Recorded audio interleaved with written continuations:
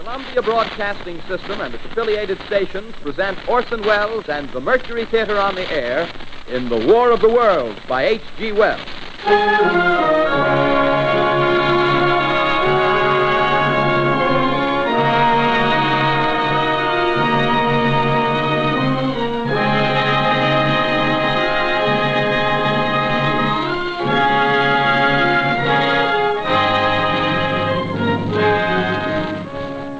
Ladies and gentlemen, the director of the Mercury Theater and star of these broadcasts, Orson Welles.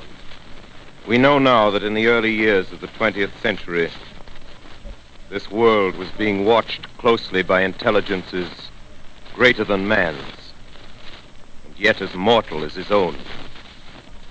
We know now that as human beings busied themselves about their various concerns, they were scrutinized and studied, perhaps almost as narrowly as a man with a microscope might scrutinize the transient creatures that swarm and multiply in a drop of water.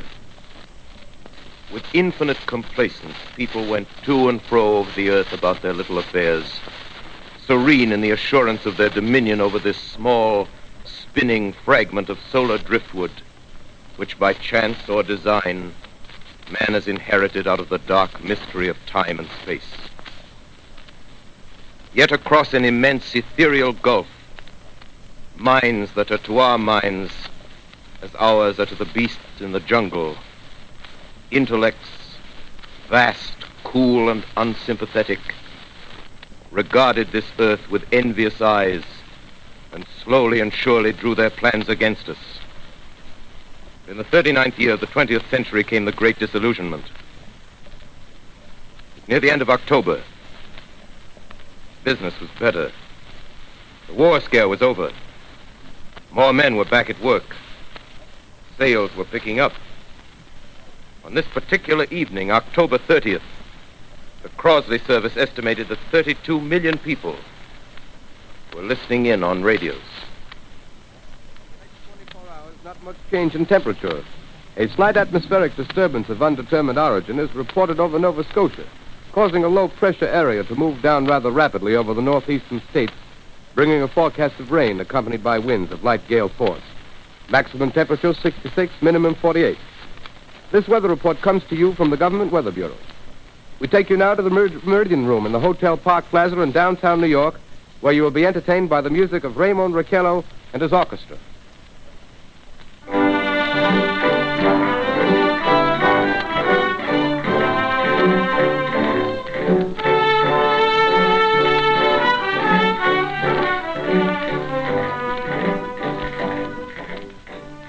Good evening, ladies and gentlemen.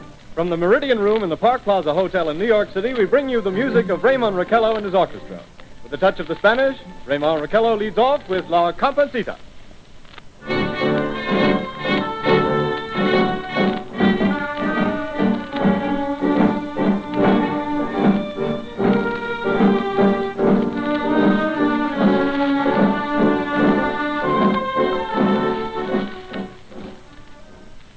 Ladies and gentlemen, we interrupt our program of dance music to bring you a special bulletin from the Intercontinental Radio News.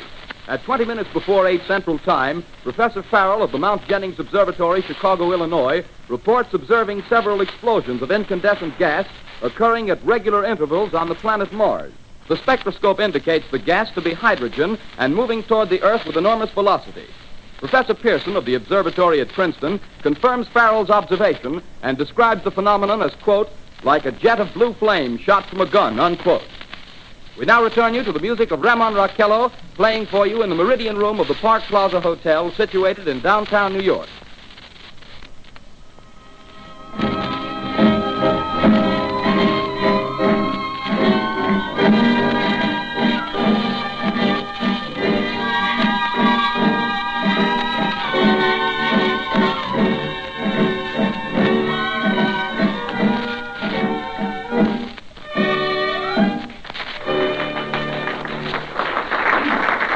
And now a tune that never loses favor, the ever-popular Stardust, Raymond Raquello and his orchestra.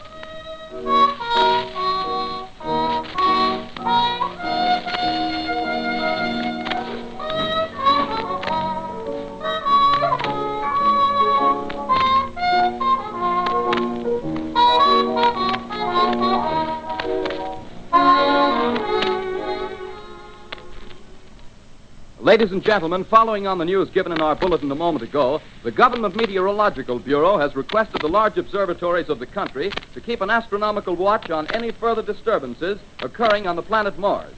Due to the unusual nature of this occurrence, we have arranged an interview with the noted astronomer, Professor Pearson, who will give us his views on this event. In a few moments, we will take you to the Princeton Observatory at Princeton, New Jersey.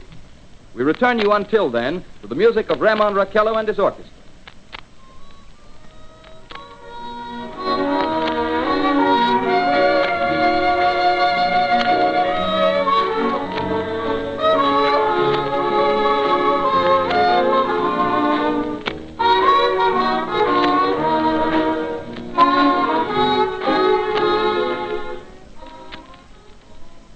We are ready now to take you to the Princeton Observatory at Princeton, where Carl Phillips, our commentator, will interview Professor Richard Pearson, famous astronomer.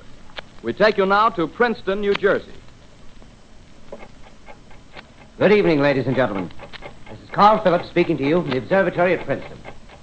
I'm standing in a large semicircular room, pitch black except for an oblong split in the ceiling. Through this opening, I can see a sprinkling of stars that cast a kind of frosty glow over the intricate mechanism of the huge telescope. The ticking sound you hear is the vibration of the clockwork. Professor Pearson stands directly above me on a small platform, peering through the giant lens. I'll ask you to be patient, ladies and gentlemen, during any delay that may arise during our interview. Besides the ceaseless watch of the heavens, Professor Pearson may be interrupted by telephone or other communication. During this period, he is in constant touch with the astronomical centers of the world. Professor, may I begin our questions? Any time, Mr. Phillips. Professor, would you please tell our radio audience exactly what you see as you observe the planet Mars through your telescope? Nothing unusual at the moment, Mr. Phillips. A red disk swimming in the blue sea. Transverse stripes across the disk. Quite distinct now because Mars happens to be at the point nearest the Earth, in opposition, as we call it. In your opinion, what do these transverse stripes signify, Professor Pearson? Not canals, I can assure you, Mr. Phillips. They... Although that's the popular conjecture of those who imagine Mars to be inhabited. From a scientific viewpoint, the stripes are merely the result of atmospheric conditions peculiar to the planet. Then you're quite convinced, as a scientist, that living intelligence as we know it does not exist on Mars? I should say the chances against it are 1,000 to 1. And yet, how do you account for these gas eruptions occurring on the surface of the planet at regular intervals? Phillips, I cannot account for it. By the way, Professor, for the benefit of our listeners, how far is Mars from the Earth? Approximately 40 million miles. Well, that seems a safe enough distance. Just a moment, ladies and gentlemen. Someone has just handed Professor Pearson a message. While he reads it, let me remind you that we are speaking to you from the observatory in Princeton, New Jersey, where we are interviewing the world-famous astronomer, Professor Pearson. One moment, please. Professor Pearson has passed me a message which he has just received. Professor, may I read the message to the listening audience? Certainly, Mr. Phillips. Ladies and gentlemen, I shall read you a wire addressed to Professor Pearson from Dr. Gray of the Natural History Museum, New York. Quote, 9:15 p.m. Eastern Standard Time. Seismograph registered shock of almost earthquake intensity occurring within a radius of 20 miles of Princeton. Please investigate. Signed, Lloyd Gray, Chief of Astronomical Division. Unquote. Professor Pearson, could this occurrence possibly have something to do with the disturbances observed on the planet Mars? Hardly, Mr. Phillips. This is probably a meteorite of unusual size, and its arrival at this particular time is merely a coincidence. However, we shall conduct a search as soon as daylight permits. Thank you, Professor. Ladies and gentlemen, for the past 10 minutes, we've been speaking to you from the observatory at Princeton, bringing you a special interview with Professor Pearson, noted astronomer. This is Carl Phillips speaking. We are returning you now to our New York studio.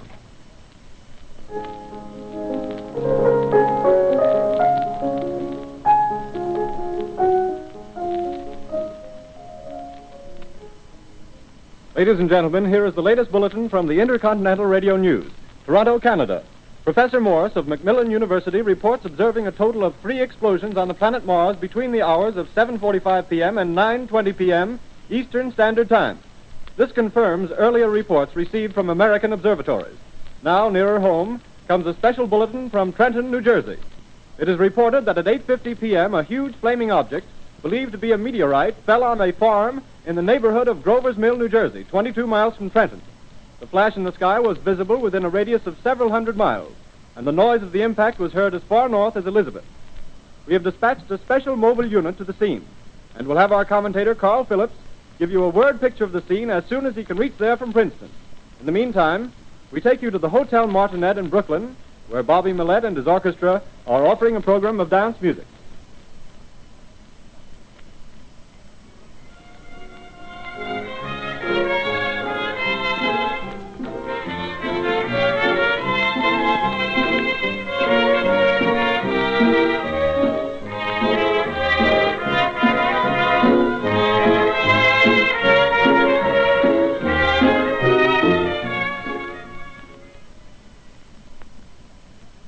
We take you now to Grover's Mill, New Jersey.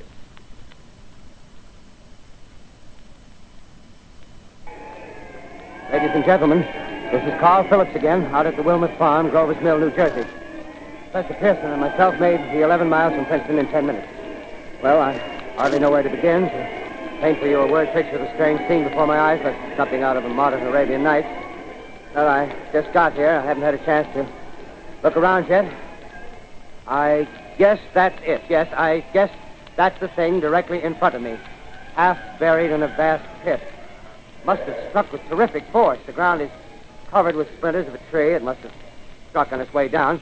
But I can see the object itself doesn't look very much like a meteor, at least not the meteors I've seen. It looks more like a huge cylinder.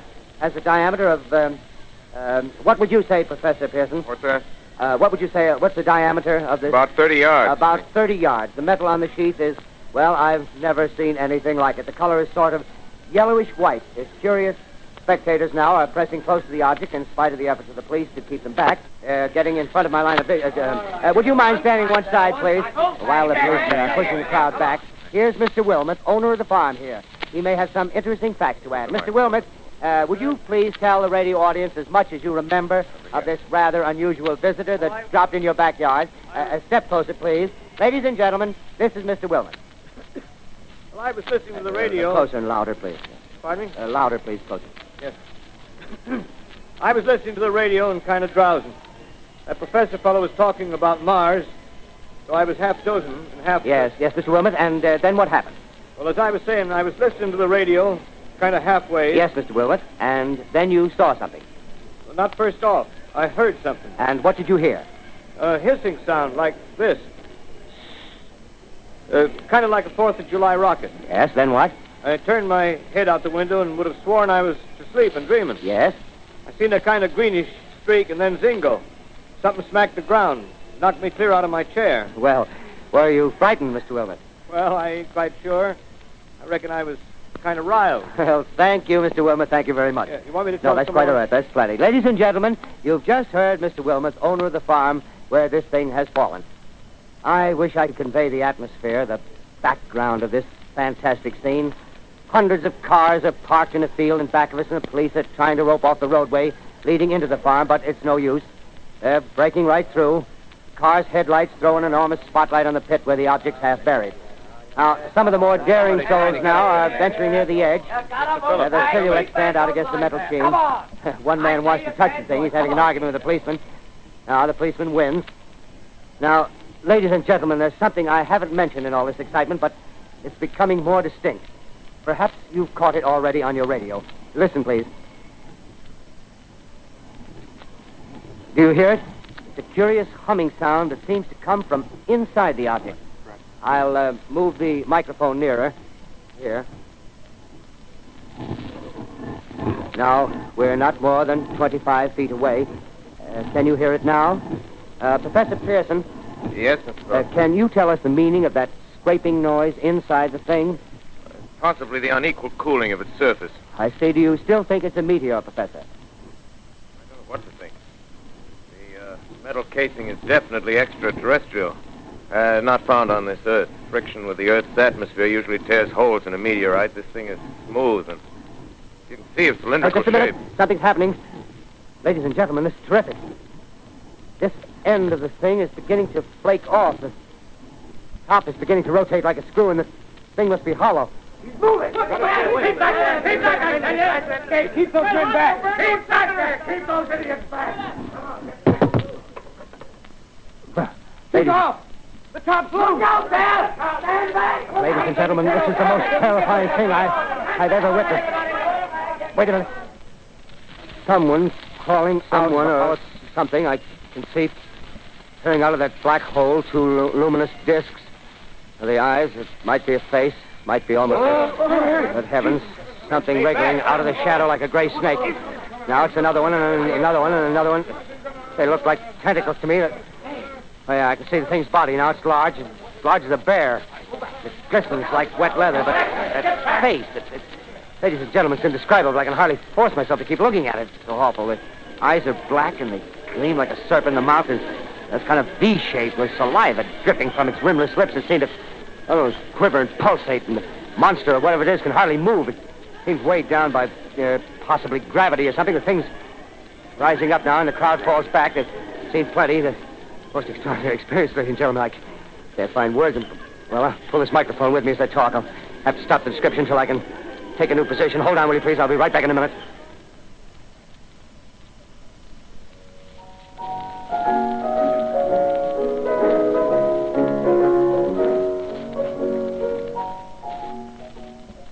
We are bringing you an eyewitness account of what's happening on the Wilmuth Farm, Grover's Mill, New Jersey.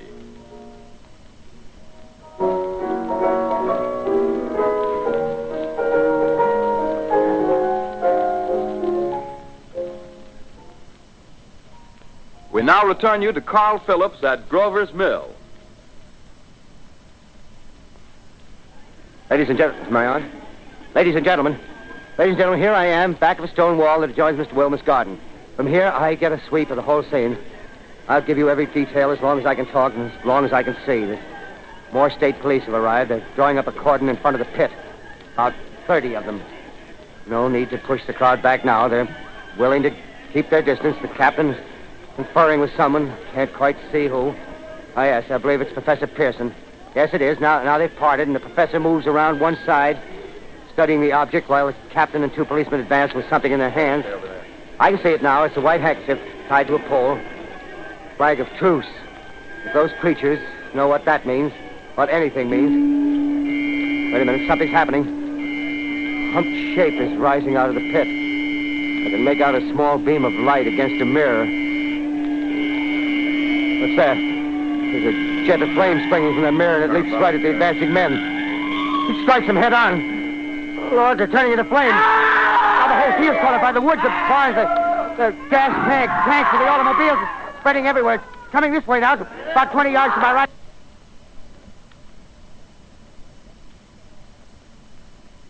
Ladies and gentlemen, due to circumstances beyond our control, we are unable to continue the broadcast from Grover's Mill. Evidently, there's some difficulty with our field transmission. However, we will return to that point at the earliest opportunity. In the meantime, we have a late bulletin from San Diego, California. Professor Indelkoffer, speaking at a dinner of the California Astronomical Society, expressed the opinion that the explosions on Mars are undoubtedly nothing more than severe volcanic disturbances on the surface of the planet. We continue now with our piano interlude.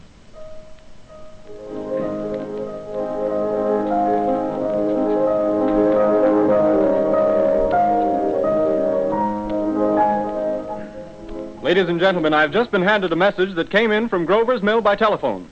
Just one moment, please. At least 40 people, including 6 state troopers, lie dead in a field east of the village of Grover's Mill.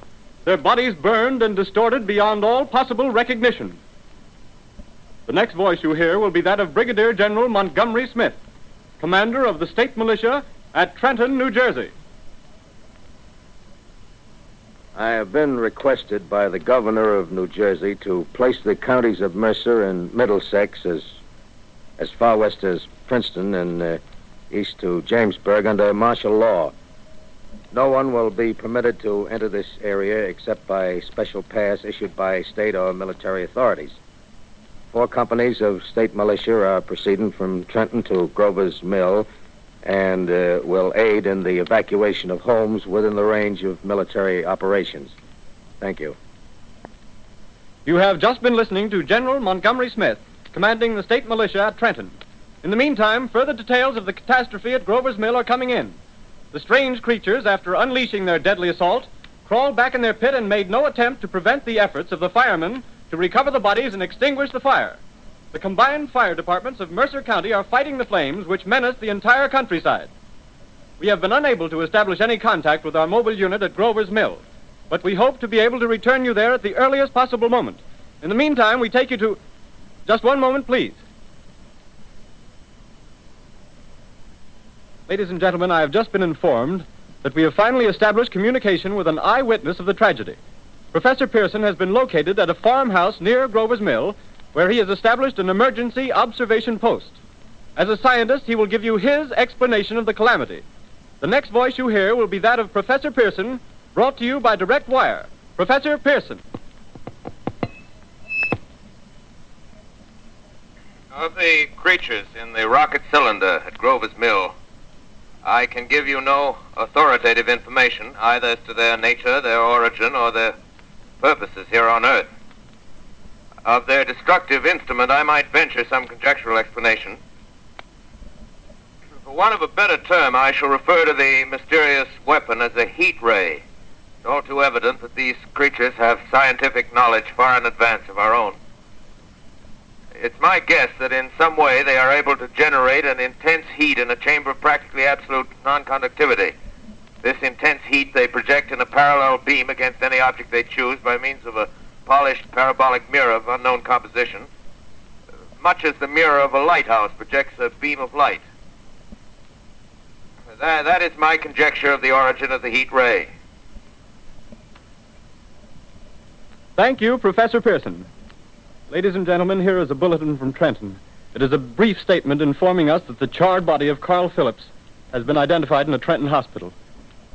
Now, here's another bulletin from Washington, D.C. The Office of the Director of the National Red Cross reports 10 units of Red Cross emergency workers have been assigned to the headquarters of the state militia, stationed outside of Grover's Mill, New Jersey. Here's a bulletin from State Police, Princeton Junction. The fires at Grover's Mill and vicinity are now under control. Scouts report all quiet in the pit, and there is no sign of life appearing from the mouth of the cylinder. Now, ladies and gentlemen, we have a special statement from Mr. Harry McDonald, Vice President in charge of operations. We have received a request from the state militia of Trenton to place at their disposal our entire broadcasting facilities. In view of the gravity of the situation, and believing that radio has a responsibility to serve in the public interest at all times, we are turning over our facilities to the state militia at Trenton. We take you now to the field headquarters of the state militia near Grover's Mill, New Jersey. This is Captain Lansing of the Signal Corps, attached to the state militia, now engaged in military operations in the vicinity of Grover's Mill. Situation arising from the reported presence of certain individuals of unidentified nature is now under complete control. The cylindrical object, which lies in a pit directly below our position, surrounded on all sides by 8 battalions of infantry, without heavy field pieces, but adequately armed with rifles and machine guns. All cause for alarm, if such cause ever existed, is now entirely unjustified. Things, whatever they are, do not even venture to poke their heads above the pit. I can see their hiding place plainly in the glare of the searchlights here. With all their reported resources, these creatures can scarcely stand up against heavy machine gun fire. Anyway, it's an interesting outing for the troops. I can make out their khaki uniforms crossing back and forth in front of the lights. Looks almost like a real war. There appears to be some slight smoke in the woods bordering the Millstone River, probably fire started by campers. Well, we ought to see some action soon. One of the companies is deploying on the left flank. A quick thrust and it'll all be over. Now, wait a minute, I see something on top of the cylinder. No, it's nothing but a shadow. Now the troops are on the edge of the Wilmoth Farm. 7,000 armed men closing in on an old metal tube. A tub, rather. Well, wait, that wasn't a shadow. It's something moving. Solid metal, kind of a shield-like affair rising up out of the cylinder. It's going higher and higher. What? It's standing on legs, actually rearing up on a sort of metal framework. Now it's reaching above the trees and the searchlights are on it. Hold on.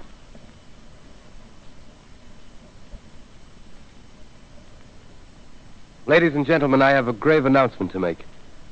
Incredible as it may seem, both the observations of science and the evidence of our eyes lead to the inescapable assumption that those strange beings who landed in the Jersey farmlands tonight are the vanguard of an invading army from the planet Mars.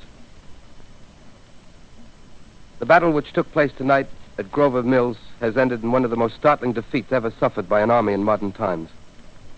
7,000 men armed with rifles and machine guns pitted against a single fighting machine of the invaders from Mars. 120 known survivors. The rest strewn over the battle area from Grover's Mill to Plainsboro, crushed and trampled to death under the metal feet of the monster, or burned to cinders by its heat ray. The monster is now in control of the middle section of New Jersey and has effectively cut the state through its center. Communication lines are down from Pennsylvania to the Atlantic Ocean. Railroad tracks are torn and service from New York to Philadelphia discontinued, except routing some of the trains through Allerton and Phoenixville. Highways to the north, south, and west are clogged with frantic human traffic. Police and army reserves are unable to control the mad flight. By morning, the fugitives will have swelled Philadelphia, Camden, and Trenton. It is estimated to twice their normal population. Martial law prevails throughout New Jersey and eastern Pennsylvania. At this time, we take you to Washington for a special broadcast on the national emergency. The Secretary of the Interior. Citizens of the nation, I shall not try to conceal the gravity of the situation that confronts the country, nor the concern of your government in protecting the lives and property of its people. However, I wish to impress upon you, private citizens and public officials, all of you, the urgent need of calm and resourceful action. Fortunately, this formidable enemy is still confined to a comparatively small area, and we may place our faith in the military forces to keep them there. In the meantime, placing our faith in God, we must continue the performance of our duties, each and every one of us, so that we may confront this destructive adversary with a nation united, courageous, and consecrated to the preservation of human supremacy on this earth. I thank you. You have just heard the Secretary of the Interior speaking from Washington. Bulletins too numerous to read are piling up in the studio here. We're informed that the central portion of New Jersey is blacked out from radio communication due to the effect of the heat ray upon power lines and electrical equipment. Here's a special bulletin, New York. Cables have been received from English, French, and German scientific bodies offering assistance. Astronomers report continued gas outbursts at regular intervals on the planet Mars. The majority voiced the opinion that the enemy will be reinforced by additional rocket machines. There have been several attempts made to locate Professor Pearson of Princeton, who has observed Martians at close range. It is feared he was lost in the recent battle. Langham Field, Virginia. Scouting planes report 3 Martian machines visible above treetops, moving north toward Somerville with population fleeing ahead of them. The heat ray is not in use, although advancing at express train speed, invaders pick their way carefully. They seem to be making a conscious effort to avoid destruction of cities and countryside. However, they stop to uproot power lines, bridges, and railroad tracks. Their apparent objective is to crush resistance, paralyze communication, and disorganize human society. Here is a bulletin from Basking Ridge, New Jersey. Coon hunters have stumbled on a second cylinder similar to the first, embedded in the great swamp 20 miles south of Morristown. Army field pieces are proceeding from Newark to blow up the second invading unit before the cylinder can be opened and the fighting machine rigged. They are taking up a position in the foothills of Watchung Mountains. Another bulletin from Langham Field, Virginia. Scouting planes report enemy machines, now 3 in number, increasing speed northward, kicking over houses and trees in their evident haste to form a conjunction with their allies south of Morristown. Machines also sighted by telephone operator east of Middlesex within 10 miles of Plainfield. Here's a bulletin from Winston-Field, Long Island. A fleet of Army bombers carrying heavy explosive flying north in pursuit of enemy. Scouting planes act as guides. They keep the speeding enemy in sight. Just a moment, please, ladies and gentlemen. We've run special wires to the artillery line and adjacent villages to give you direct reports in the zone of the advancing enemy. First, we take you to the battery of the 22nd Field Artillery, located in the Watchung Mountains. Range 32 meters. 32 meters. Projection 39 degrees. 39 degrees. Fire. 140 yards to the right, sir. Shift range 31 meters. 31 meters. Projection 37 degrees. 37 degrees. Fire.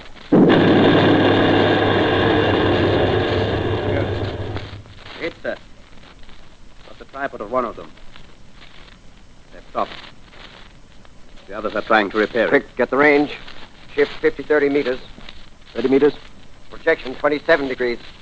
27 degrees. Fire. Can't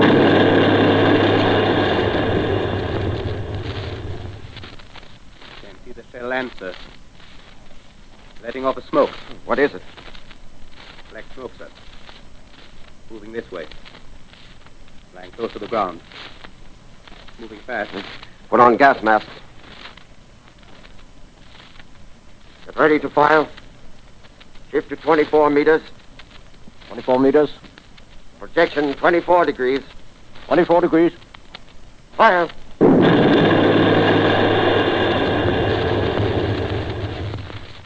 Still can't see, sir. Smoke's coming nearer. Get the range. 23 meters. 23 meters.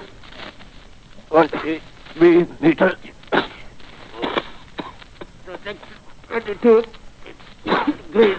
22 degrees.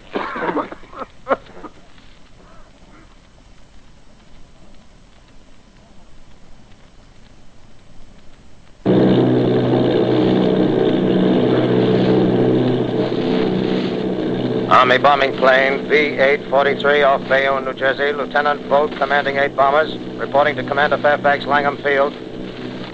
This is Vogt reporting to Commander Fairfax, Langham Field. Enemy tripod machines now in sight. Reinforced by 3 machines from the Morristown cylinder. 6 altogether. 1 machine partially crippled. Believed hit by shell from Army gun in Watchung Mountains. Guns now appear silent. A heavy black fog hanging close to the earth of extreme density, nature unknown. No sign of heat ray. Enemy now turns east, crossing Passaic River into the Jersey marshes. Another straddles the Pulaski Skyway. Evident objective is New York City. They're pushing down a high-tension power station. Machines are close together now, and we're ready to attack. Planes circling, ready to strike.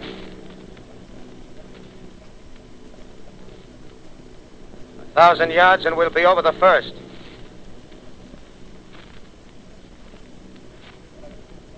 $800 yards.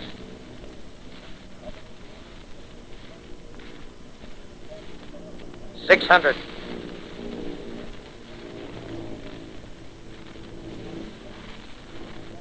$400.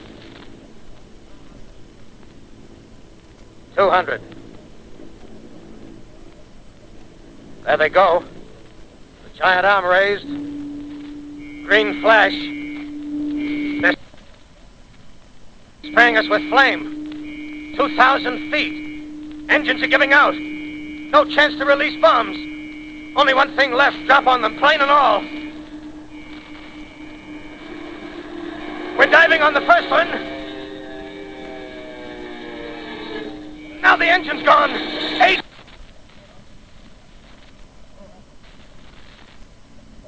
This is Bayonne, New Jersey, calling Langham Field.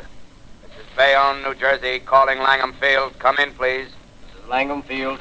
Go ahead. 8 Army bombers in engagement with enemy tripod machines over Jersey Flats. Engines incapacitated by heat ray. All crashed. 1 enemy machine destroyed. Enemy now discharging heavy black smoke in direction of... This is Newark, New Jersey. This is Newark, New Jersey. Warning. Poisonous black smoke pouring in from Jersey marshes. Reaches South Street. Gas masks useless. Urge population to move into open spaces. Automobiles use routes 7, 23, 24. Avoid congested areas. Smoke now spreading over Raymond Boulevard.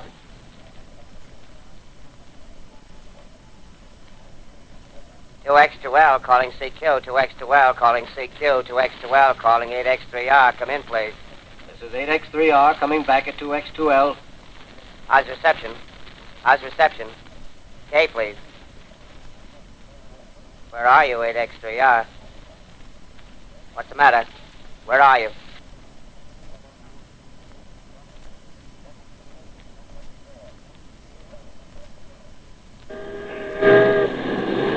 I'm speaking from the roof of Broadcasting Building.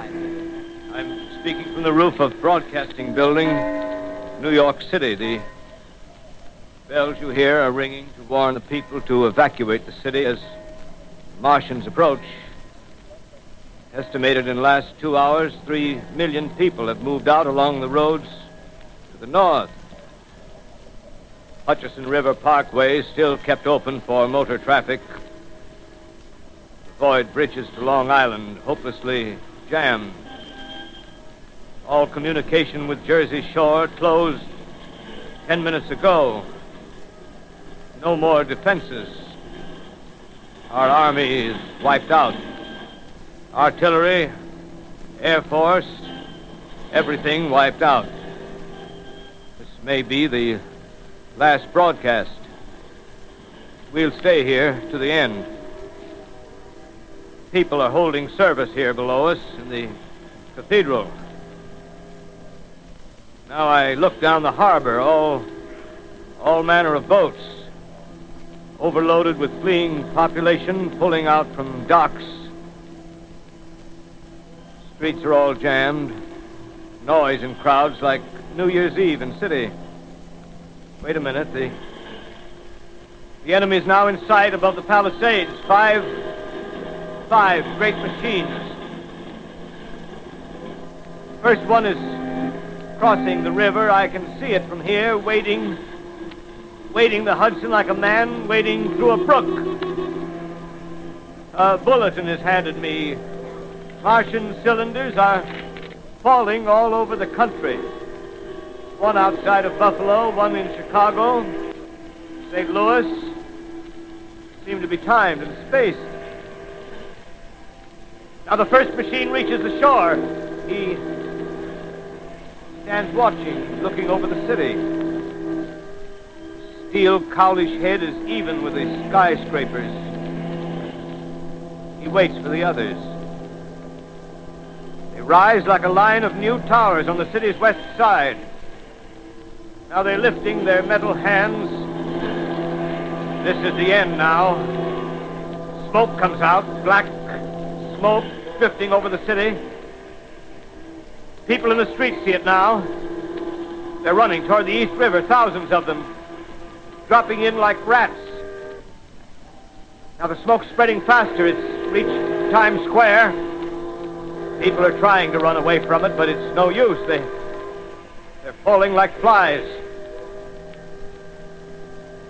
Now the smoke's crossing 6th Avenue. 5th Avenue. 100 yards away. It's 50 feet.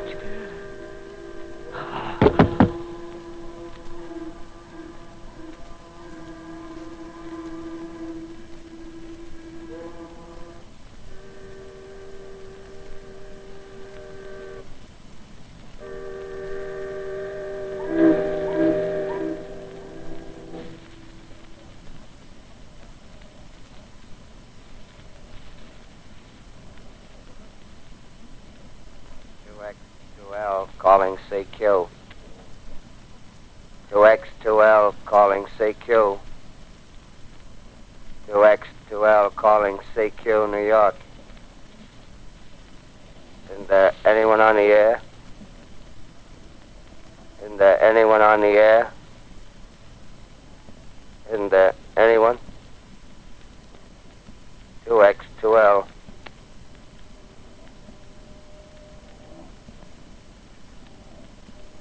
You are listening to a CBS presentation of Orson Welles and the Mercury Theater on the Air in an original dramatization of The War of the Worlds by H.G. Wells. The performance will continue after a brief intermission. This is the Columbia Broadcasting System. The War of the Worlds by H.G. Wells, starring Orson Welles and the Mercury Theater on the Air.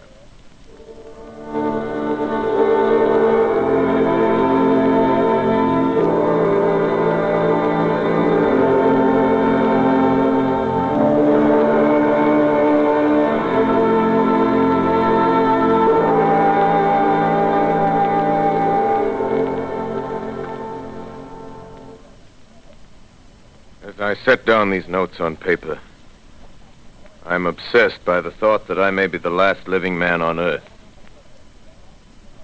I've been hiding in this empty house near Grover's Mill, a small island of daylight cut off by the black smoke from the rest of the world. All that happened before the arrival of these monstrous creatures in the world now seems part of another life.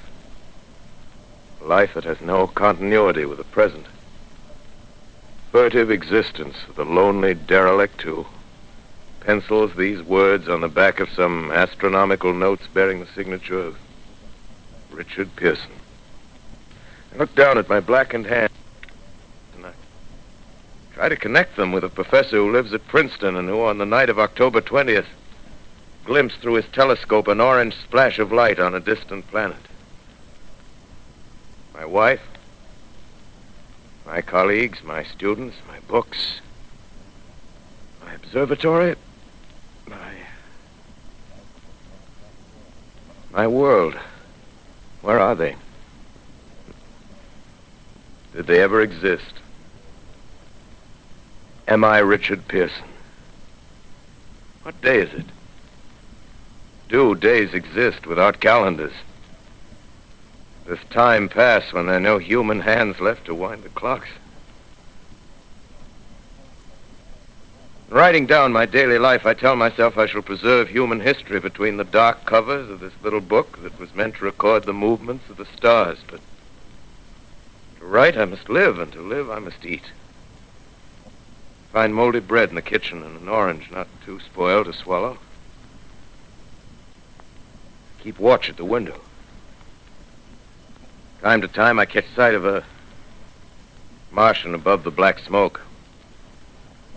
Smoke still holds the house in its black coil, but at length there's a hissing sound, and suddenly I see a Martian mounted on his machine, spraying the air with a jet of steam as if to dissipate the smoke. I watch in a corner as his huge metal legs nearly brush against the house. Exhausted by terror, I fall asleep. It's morning. Morning. Sun streams in the window. Black cloud of gas is lifted, and the scorched meadows to the north look as though a black snowstorm had passed over them. I venture from the house. I make my way to a road, no traffic. Here and there a wrecked car, baggage overturned, a blackened skeleton. Push on north. For some reason I feel safer trailing these monsters than running away from them. And I keep a careful watch. I've seen the Martians feed.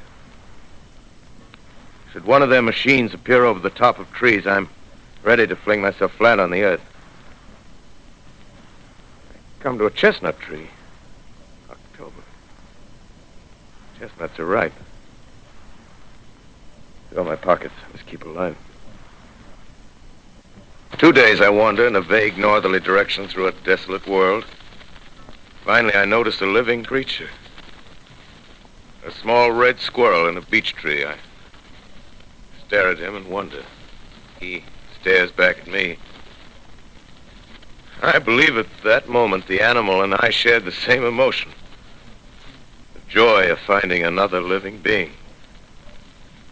Push on north. I find dead cows in a brackish field, and beyond the charred ruins of a dairy and a silo remains standing guard over the wasteland like a lighthouse, deserted by the sea. Astride the silo perches a weathercock. The arrow points north. North. Next day, I come to a city.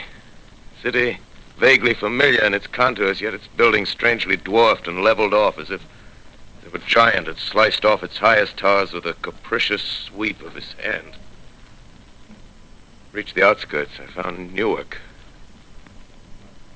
Newark, undemolished but humbled by some whim of the advancing Martians. Presently, with an odd feeling of being watched, I caught sight of something crouching in a doorway. I made a step towards it. It rose up and became a man. A man armed with a large knife. Stop! Where do you come from? I come from From many places. A long time ago from Princeton. Princeton, huh? That's near Grover's Mill. Yes. Grover's Mill. There's no food here. This is my country. All this end of town down the river. There's only food for one. Which way are you going? I don't know. I guess I'm looking for people. Hey, what was that? Did you hear something just then? No. Only a bird. A live bird. Yeah. You get to know that birds have shadows these days. Say, we're in the open here. Let's crawl in this doorway here and talk. Have you seen any Martians? No. They're going over to New York. Night, the sky's alive with their lights, just as if people were still living in it. By daylight, you can't see them. 5 days ago, a couple of them carried something big across the flats from the airport. I think they're learning how to fly. Fly? Yeah, fly. Then it's all over with humanity. Stranger, there's still you and I. 2 of us left. Yeah. They got themselves in solid. They wrecked the greatest country in the world. Those green stars, they're probably falling somewhere every night. They've only lost one machine. There isn't anything to do. We're done. We're licked. Where were you? You're in a uniform. Yeah, what's left of it. I was in the militia. National Guard. That's good. There wasn't any war. Any more than there's war between men and ants. Yes, but we're eatable ants. I found that out. What'll they do to us? I thought it all out. Right now, we're caught as we're wanted. A Martian only has to go a few miles to get a crowd on the run. But they won't keep on doing that. They'll begin catching us systematic, like keeping the best and storing us in cages and things. They haven't begun on us yet. Not begun? Not begun. All that's happened so far is because we don't have sense enough to keep quiet. Bothering them with guns and such stuff and losing our heads and rushing off in crowds. Now, instead of our rushing around blind, we got to fix ourselves up. Fix ourselves up according to the way things are now. Cities, nations, civilization, progress. Yes, but if that's so, what is there to live for? Well, there won't be any more concerts for 1,000,000 years or so, and no nice little dinners at restaurants. If it's amusement you're after, I guess the game's up. What is there left? Life, that's what. I want to live. Yeah, and so do you. We're not going to be exterminated. And I don't mean to be caught either. Tamed and fattened and bred like an ox. What are you going to do? I'm going on. Right under their feet. I got a plan. We men as men, we're finished. We don't know enough. We got to learn plenty before we got a chance. We've got to live and keep free while we learn, see? I've thought it all out, see? Well, tell me the rest. Well, it isn't all of us that are made for wild beasts.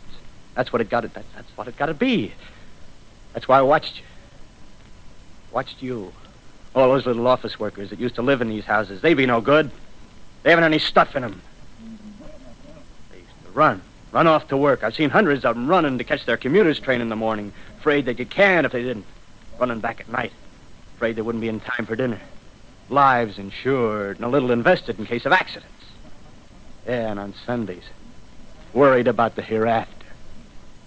Well, the Martians, they'll be a godsend for those guys.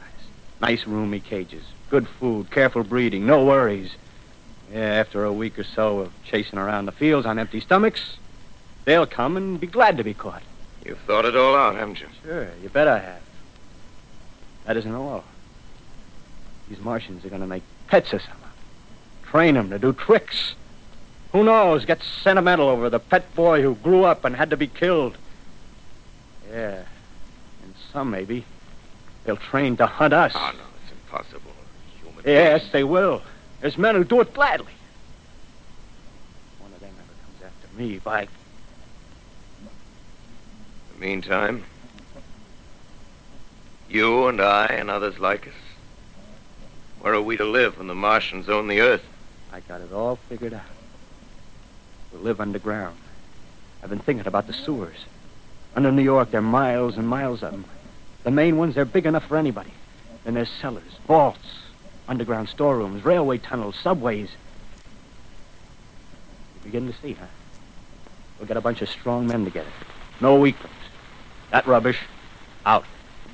As you meant me to go. All right. Give you a chance, didn't I? Won't quarrel about that. Go on. Well, we got to make safe places for us to stay in, see? Get all the books we can. Science books. That's where men like you come in, see? We raid the museums. We'll even spy on the Martians. May not be so much we have to learn before... Listen. Just imagine this. 4 or 5 of their own fighting machines suddenly start off. Heat rays right and left. Not a Martian in them. Not a Martian in them, see? But men. Men who've learned the way how. May even be in our time. Gee. Imagine having one of them lovely things with its heat ray wide and free. We'd turn it on Martians. We'd turn it on men. We'd bring everybody down on their knees. That's your plan. Yeah. You. Me. A few more of us. We'd own the world. I see. Hey. Hey, what's the matter? Where are you going? Not to your world. Bye, stranger. Well, after parting with the artilleryman, I came at last to the Holland Tunnel, entered that silent tube, anxious to know the fate of the great city on the other side of the Hudson. Cautiously, I came out of the tunnel and made my way up Canal Street. Reached 14th Street, and there again were black powder and several bodies and an evil, ominous smell from the gratings of the cellars of some of the houses. I wandered up through the 30s and 40s, stood alone on Times Square, caught sight of a lean dog running down 7th Avenue with a piece of dark brown meat in his jaws and a pack of starving mongrels at his heels. Made a wide circle around me as though he feared I might prove a fresh competitor. Walked up Broadway in the direction of that strange powder, past silent shop windows, displaying their mute wares to empty sidewalks. Past the Capitol Theater, silent, dark. Past a shooting gallery where a row of empty guns faced an arrested line of wooden ducks. Near Columbus Circle, I noticed models of 1939 motor cars in the showrooms facing empty streets. Over the top of the General Motors building, I watched a flock of black birds circling in the sky. Hurried on. Suddenly, I caught sight of the hood of a Martian machine, standing somewhere in Central Park, gleaming in the late afternoon sun. An insane idea. I rushed recklessly across Columbus Circle and into the park. I climbed a small hill above the pond at 60th Street, and from there I could see, standing in a silent row along the mall, 19 of those great metal titans, their cowls empty, their steel arms hanging listlessly by their sides. I looked in vain for the monsters that inhabit those machines. Suddenly, my eyes were attracted to the immense flock of black birds that hovered directly below me. They circled to the ground. And there before my eyes, stark and silent, lay the Martians with the hungry birds pecking and tearing brown shreds of flesh from their dead bodies. Later, when their bodies were examined in laboratories, it was found that they were killed by the putrefactive and disease bacteria against which their systems were unprepared. Slain, after all, man's defenses had failed by the humblest thing that God, His wisdom, has put upon this earth. Before the cylinder fell, there was a general persuasion that through all the deep of space, no life existed beyond the petty surface of our minute sphere. Now we see further. Dim and wonderful is the vision I've conjured up in my mind of life spreading slowly from this little seedbed of the solar system throughout the inanimate vastnesses of sidereal space. But a remote dream, maybe that the destruction of the Martians is only a reprieve to them and not to us. The future ordained, perhaps. Strange it now seems to sit in my peaceful study at Princeton, writing down this last chapter of the record, begun at a deserted farm in Grover's Mill. Strange to watch children playing in the streets. Strange to see young people strolling on the green where the new spring grass heals the last black scars of a bruised earth. Strange to watch the sightseers enter the museum where the disassembled parts of a Martian machine are kept on public view. Strange when I recall the time when I first saw it. Bright and clean-cut, hard and silent under the dawn of that last great day.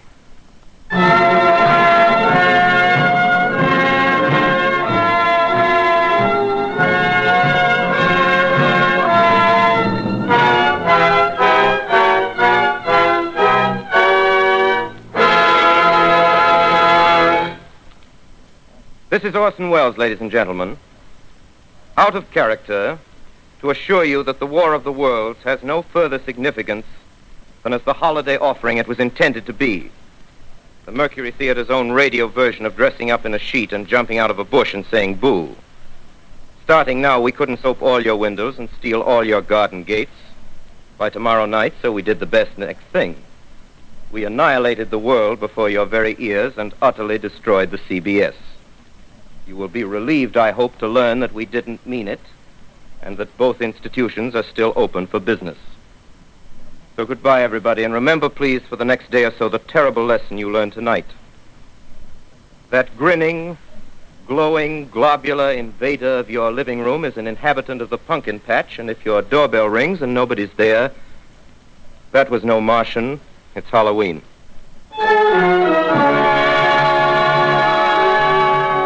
Tonight, the Columbia Broadcasting System and its affiliated stations coast to coast has brought you The War of the World by H.G. Wells, the 17th in its weekly series of dramatic broadcasts featuring Orson Welles and the Mercury Theater on the air. Next week, we present a dramatization of 3 famous short stories. This is the Columbia Broadcasting System.